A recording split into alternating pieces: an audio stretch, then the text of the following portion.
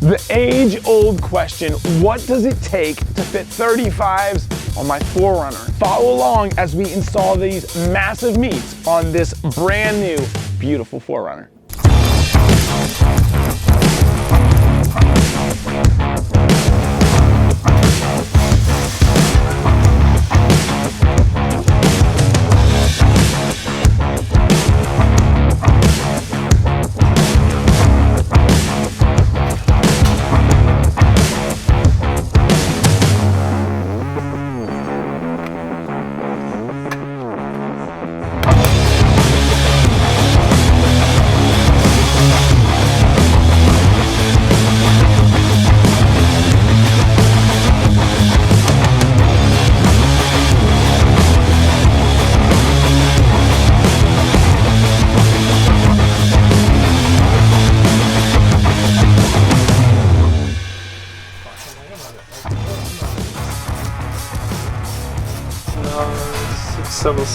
V. That's cool.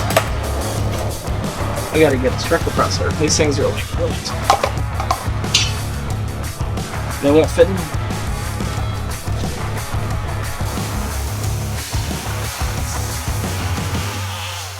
What the world? Here's a hammer.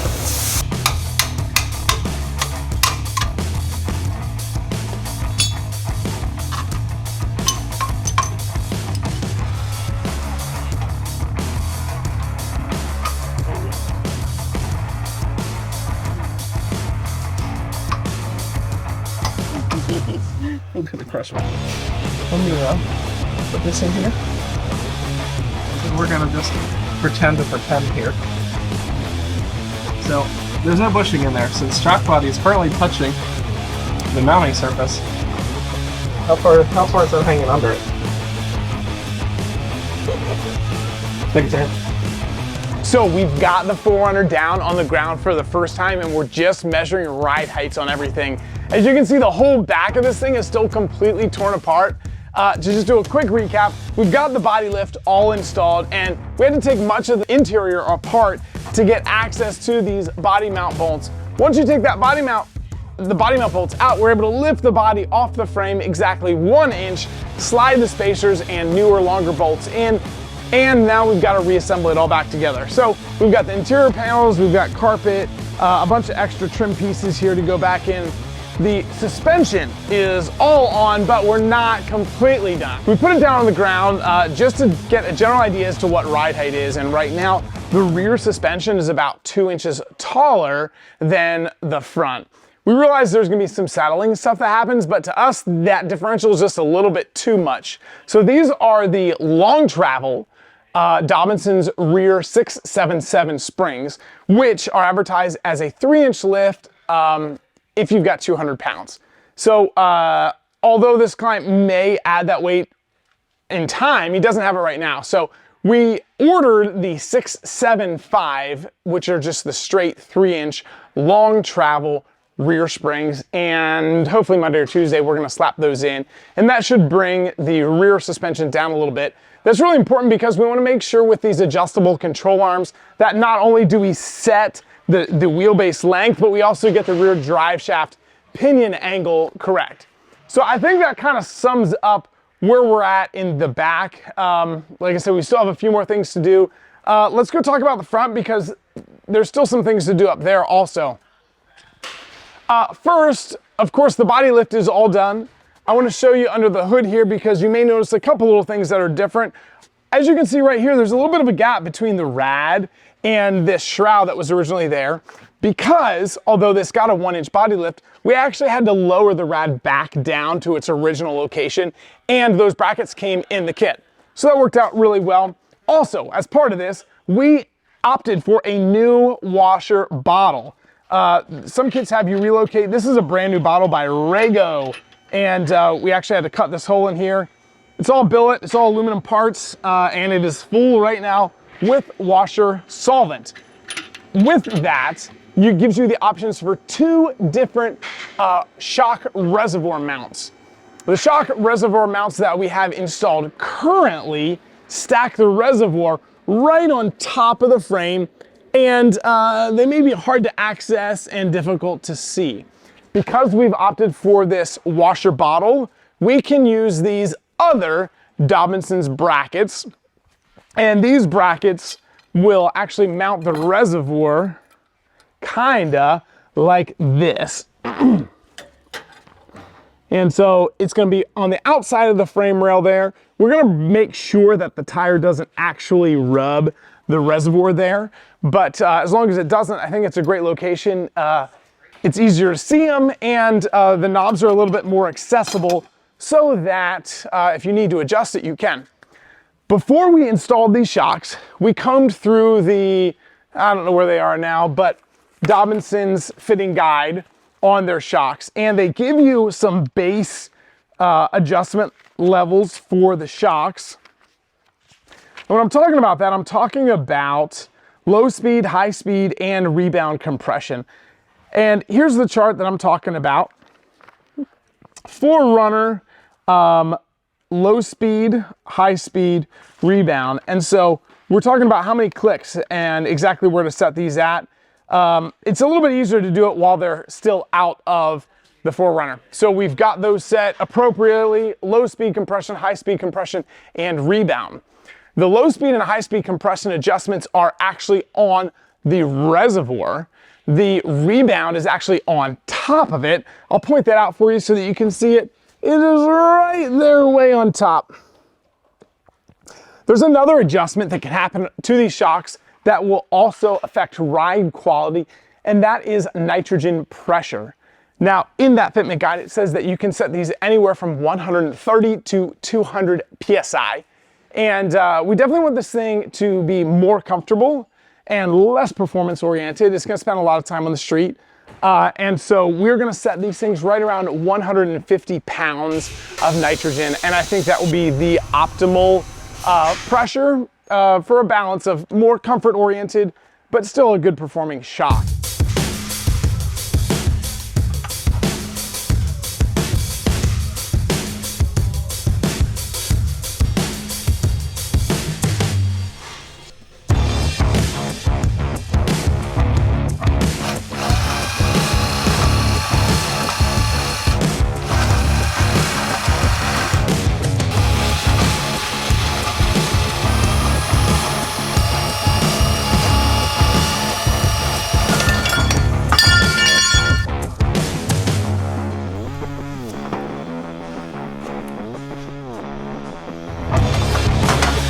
I would say they're pretty quick.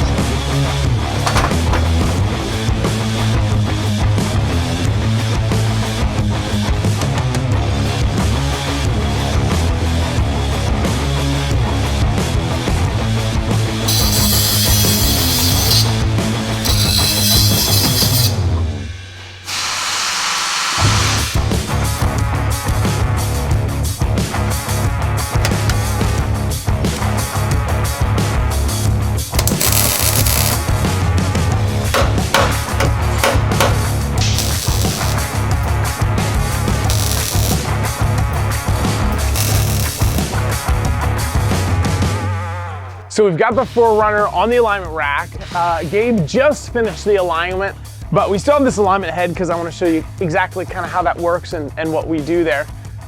Yesterday, we finished assembling the rear suspension. We finished the reservoirs. We mounted the reservoirs in the back and swapped in the new 675 rear springs. And I think the ride height is just perfect now. The back is about 3/4 of an inch higher than the front. And the stance of this thing is absolutely perfect. We wanted to make sure that we got this front end aligned correctly, because when you align a 4Runner or Tacoma like this, you can actually control where in the wheel well this front wheel and tire is. So if we go underneath here, we can check out some of these lower control arm cams. And it's hard to see here right now, but there's two cam bolts, one in the front and one in the back. And what we do here is we set them opposite of one another, and that moves that front wheel as far forward as possible in the wheel well. Now the front bumper on this thing has already been cut. Obviously, if we're gonna be moving these wheels and tires as far forward as possible, there's gotta be some clearance made, and the owner actually trimmed the front bumper with what we call a mini Viper cut to make sure that there's enough room there. One thing I want to point out that we don't really talk about a whole lot is this rev lock. This stuff is pretty cool. We have it in all sorts of different colors. And what we use it for is marking all the bolts. If you look here, for example, at these lower ball joint bolts, you can see that we've got a mark. That means we took them apart, put them back together, and torqued them to spec. And so we do that all over the place, anywhere that we're touching any hardware underneath here. So it gives you a really good idea as to what was done, what wasn't, what was torqued, and what wasn't. And it gives you a really easy way to check visually in the future if your entire suspension's tight.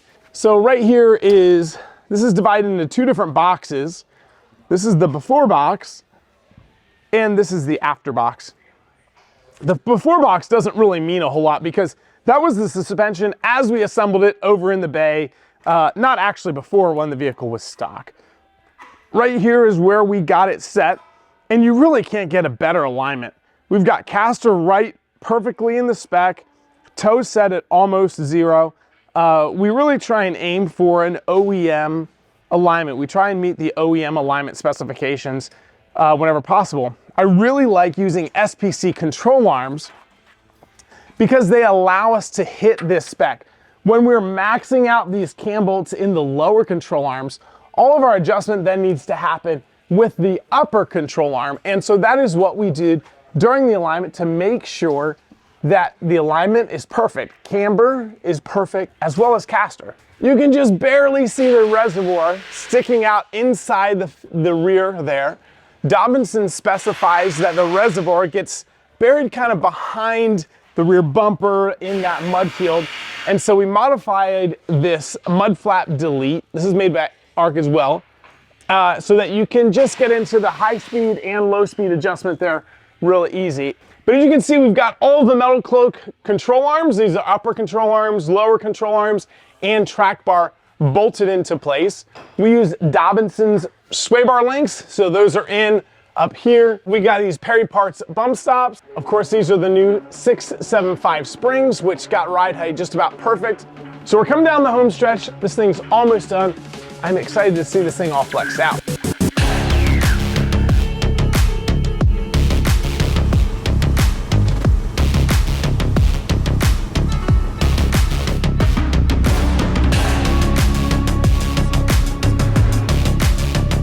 The day is here, the project is done. This beautiful 4Runner turned out absolutely exceptional.